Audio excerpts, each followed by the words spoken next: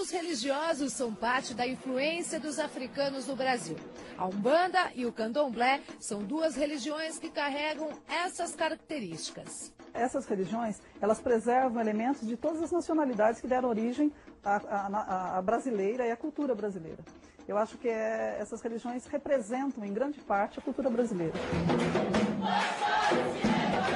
Apesar de ser considerada uma religião afro, a Umbanda foi criada no Brasil e é resultado da união de vários cultos. As maiores influências da Umbanda é o catolicismo, o espiritismo, a influência indígena e a influência africana. Então ela traz com ela também o culto aos orixás. E toda a força da Umbanda está na natureza. E vários rituais nossos são na natureza. A oferenda, o ato de oferendar, né, que é tão antigo, tão milenar, nós também temos na Umbanda. E trabalhamos isso, na maioria das vezes, com frutas, flores, incensos, velas. Essa é a oferenda que nós fazemos. E às vezes isso é confundido com macumba, com despacho, enfim. O estigma que existe na sociedade faz ela ver isso de uma forma errônea. O Candomblé é realmente africano. O Candomblé é uma religião afro, tá? Veio para o Brasil através dos negros, né? E ela sempre foi muito discriminada, sempre houve muito preconceito em relação à religião. Primeiro, pelas pessoas não conhecerem, certo? E a ignorância, muitas das pessoas, em relação à religião, causou certo até medo da religião. Os senhores de engenho, as pessoas mais ricas, não aceitavam, não conheciam, aquele tinham medo. Quando via um negro no terreiro fazendo um ato, louvando um orixá, cultuando um orixá, eles temiam que estava fazendo mal a eles, porque eles eram carrascos, né? As principais diferenças entre as duas religiões são: os povos que formaram a Umbanda vieram da região da Angola e do Congo e foram levados para o sul e sudeste do Brasil, enquanto os originários do Sudão, Benin e Nigéria, que praticavam o Candomblé, foram levados para as regiões norte e nordeste. A Umbanda cultua seus antepassados e as entidades falam com os fiéis, dão consulta, os famosos passes. Já o Candomblé cultua os orixás, que são energias da natureza e só se manifestam através dos búzios. Segundo o censo do IBGE de 2000, os umbandistas são mais de 430 mil no Brasil. E já no Candomblé, são quase 140 mil. Tudo que é fora do padrão da sociedade acaba tendo um certo tipo de preconceito, as pessoas acabam olhando com um olhar meio diferente, né? Então, o lado espiritualista da religião, né, a prática mediúnica, né, a espiritualidade, por não ser uma característica da Igreja Católica, né, que é a religião predominante do Brasil, isso acaba fazendo que as pessoas demorem um pouco para enxergar que não é padrão, mas que também é muito bom. A maldade não está na religião, a maldade está no coração das pessoas.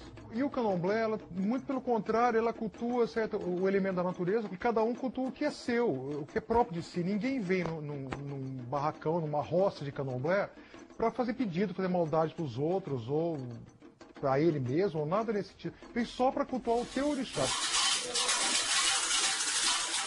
Algumas confusões também são responsáveis pelo preconceito que essas religiões sofrem. Se Exu, por exemplo, que era o personagem principal das religiões africanas, que era o elemento básico da cultura africana, que era o mensageiro, o que restabelecia o equilíbrio do cosmos e tal, se esse Deus protegia os escravos, então, para os senhores, ele devia ser o diabo. E assim ele foi sincretizado erroneamente com o diabo. Ele devia ser sincretizado com Hermes grego, com São Pedro, que faz a comunicação entre o céu e a terra, ou com qualquer outro santo mensageiro. Esse sincretismo, na África, todos os animais com chifres são os mais poderosos.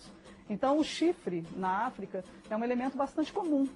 E quando sincretizaram a maior parte das entidades, né, africanas, né, aqui no Brasil, a maior parte dos deuses, né, colocaram sempre essa ideia do chifre como ligado ao demônio, né?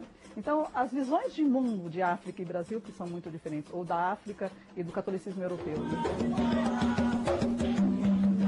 No culto da Umbanda, as entidades são saudadas pelos praticantes com cantos e depois elas vêm para dar consulta aos fiéis. Já no Candomblé, a dança é predominante.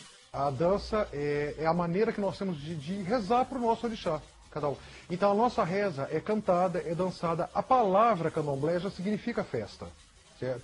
Então o candomblé, o orixá gosta muito de alegria, de prosperidade, de riso, de fartura.